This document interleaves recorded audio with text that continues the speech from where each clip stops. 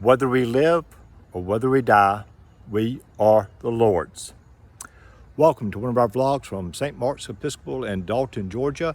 We're not in Dalton, Georgia right now. We're on St. Simon's Island in Georgia at the Christ Church Frederica. This is one of the first churches in Georgia, and certainly one of the first Episcopal churches. Were Anglican at the time. It is they've had continual services on the spot since, I believe, 1736, when Charles Wesley led the services, and it's gone on since then. This is a sacred spot for me.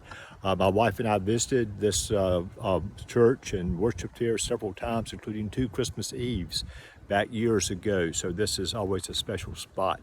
As those of you who know me well know that my wife passed away 9 months ago, and in the years and months and days, her last days, very increasingly much in sickness and in pain, up until her death, and she was just not herself and was suffered greatly. One of the things she lamented about in her last months and years was that I will never go back to the beach, because she loved going to the beach.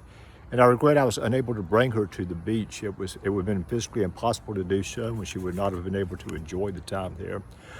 This week, my children and I celebrated and mourned her passing and returned her to the beach. It was the hardest thing I've ever done, was to walk away after the ceremony and leave her at the beach. But I believe this is where she would want to be. I love her and I miss her. The Episcopal Book of Common Prayer teaches us, I am the resurrection, I am life. Whoever has faith shall have life. The Christian hope is to live in confidence, in newness and fullness of life. We pray for the dead because we still hold them in our love. We trust that in God's presence, they will grow in His love. Everlasting life means a new existence, knowing and loving God and loving each other. Our assurance as Christians is that nothing, not even death, can separate us from the love of God. And as Christians, we can say, thanks be to God. Alleluia.